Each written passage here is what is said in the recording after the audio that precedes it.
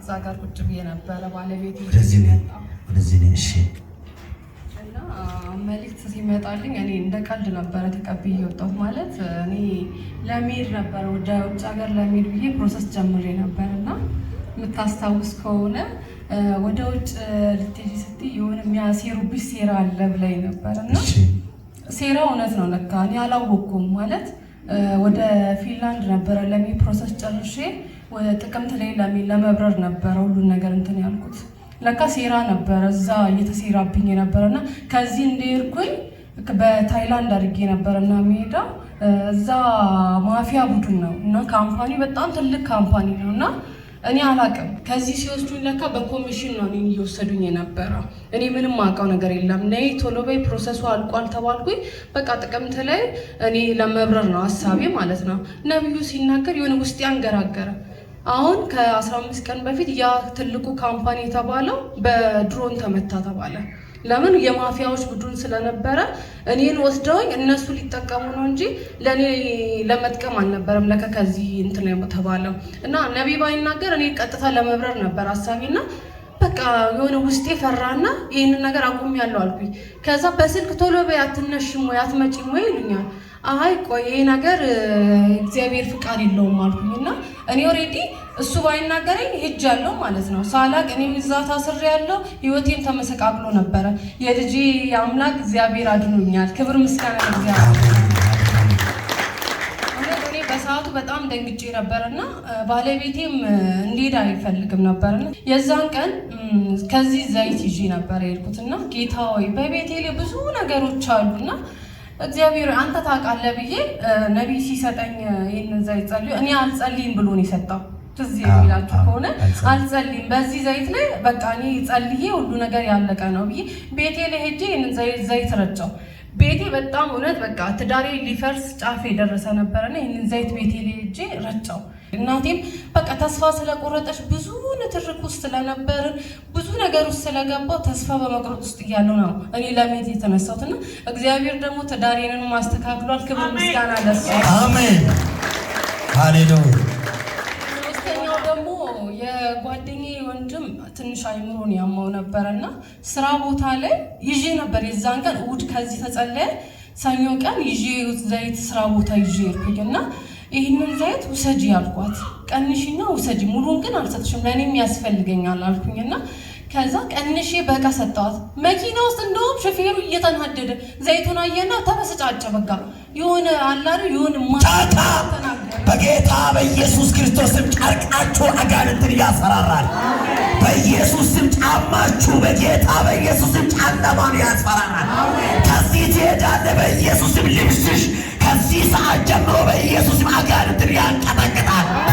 አረ በኢየሱስም ለኔ ይሆናል። በሻበሪ በርበይ እሺ። ከዛ ዘይቱን ግማሽም ቢሆን ያው ሹፌሩ በቃ ልሰጣት በቃ የመጨረሻ እንትን ሲል ግማሽም ቢሆን ሌላ ቀን ሰጠሻለሁ እና ዘይት ወስደሽ በቃ አንቺ እንትን በይ አልኩኝ። ከዛ ቤት አይምሮ መምተኛ ወንድም አላት እና በጣም ከባድ ደረጃ ብዙ ተስፋ የቆረጡበት ነው። መድኃኒት አሉጥም ብሎ ራሱን ሊያጠፋ አንድ ክፍል ውስጥ ቁጭ ያለ ነበረ። ከዛ ከስራ እንደሄደች ቤቷ ገብታ ከዛ ወደ እናቷ ቤት ሄዳ ክላሱ ቀስ ብላ ገብታ ይህንን ዘይት በሚጠጣው ዋል ያደረገች። ከዛ ልጁ መድኃኒት አልወስድም ያለው ልጅ ከአንዳንድ ወሰደና እንትን አለ። ከዛ መድኃኒቱንም እንትን አለ። ራሱም ጤነኛ ሆነ። ከሰው ጋር መነጋገር ጀምሮ አሁን መራመድ ጀምሯል።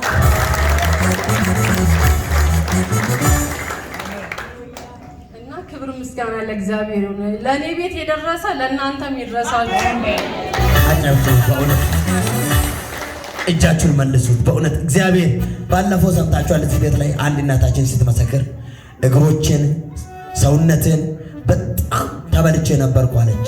ወስጄ ዘይቴን በላይ ላይ ቀባሁ አለች። እኔ እዚህ ቤት ላይ አሁንም መውሰድ የምትችሉ ሰዎች ካላችሁ አለ ግን አልጸልይም። የተጸለኑት እየተዘጋጀን እኔ አምኜን ጸልዬ ያስቀመጥኩት ከዛ ለራሴ ማደረኩ አለች። ልጅቷም ዱባይ ገባች። ዱባይ ላይ ደግሞ በክንታሮት በጣም ጓደኛ የምትጨነቅ ነበረች። ወስዳ ደግሞ በጓደኛ እግር ላይ አደረገች። አንድ ቀን ተኝታ የማታውቅ ልጅቷ ከክንታሮት በሽታ ሰላም ሆነ መተኛ ጀመረች። እሱም ብቻ አይደለም እዛ በጣም እየተከተለች እያስጨናነቀች የነበረችው አሰሪያው በቤቷ ላይ ሄደ ዘይቷን እንትን አረገች። ከዛ አሰራው በነፃ ደሞዝ በነፃ መክፈል ጀመረች። ጉብኝት እየወሰደች በጌታ በኢየሱስ ስም ከዛሬ ጀምሮ ቤታችሁን የሚያጨልም አውሬ ይማታል። ጠርቃችሁ ለዛሬ እሳት ይቀመጣል።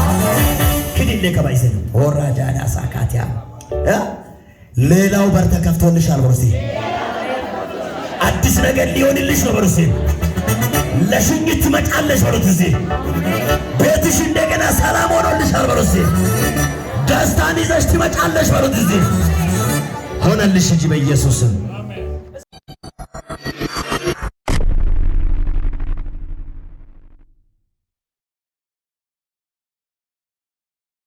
በመጀመሪያ የእግዚአብሔር ስም የተባረከ ይሁን። አሜን። እኔ እዚህ ቤት ስመጣ በብዙ ጥያቄ በብዙ ችግር ነበር የመጣሁት እና ከዛ በኋላ ቀስ በቀስ የእግዚአብሔርን እጅ እያየሁኝ ለካ እግዚአብሔር እዚህ ቤት ይሰራል አልኩኝ በምስክርነት የተነሳ እና አንድ ቀን እዚህ ጋር ዘይት ለሰው እየተሰጠ ነበረ። ዘይት እጄ ላይ ብር አልነበረም፣ ብር የለኝም፣ ዘይቱን ግን እፈልጋለሁ ስል ዱቤ አልሰጥም አልከኝ። ውይ ዘይቱን ስለምፈልገው ነው እኮ በእናትህ ዘይቱን ስል እሺ ብለህ ሰጠኝ። በሁለተኛው ቀን ብሩን ይዤ መጣሁና ሰጠው። ያንን ዘይት በሚያመኝ ቦታ ዘይቱን ሁሌ አደርጋለሁ። ድጋሚ ሲያመኝ አይ አሰራም ይሄ ዘይት የተጸለየበት ነው እያልኩ ያ ነገር ማሸሸልኝ። ጸጥ አለ፣ ህመሙ ቆመ። ከዛ በመቀጠል ደግሞ ቤት ውስጥ ይሁንም እንዲቀየርልኝ የምፈልገው ነገር ነበርና ለብዙ ጊዜ ያልቀየር ያለ ነገር ነው። ከዛ በኋላ ይሄ ዘይት እንደሚሰራ አምናለሁ፣ ይሄን ነገር ቀይርልኝ እግዚአብሔር ብዬ ዘይቱን በዛ ነገር ላይ አደረኩኝ። ትንሹን ነገር ወስዶ ትልቅ ነገር እግዚአብሔር አስገባ። እግዚአብሔር የተባረከ ይሁን፣ ዘመኑን ይባርክ። እንደገና እጃችሁን መልሱና በእውነት ቤትሽ ላይ በሉት እስቲ የሌለ ነገር አሁን እስቲ ፈጥኖ በሉት እስቲ ይግባ በሉት እስቲ አዲስ ነገር በሉት እስቲ እንደገና በሉት እስቲ ይሆንልሽ በሉት እስቲ በቃ ሂጂ በኢየሱስም አጨብጭቡ ለጌታ በእውነት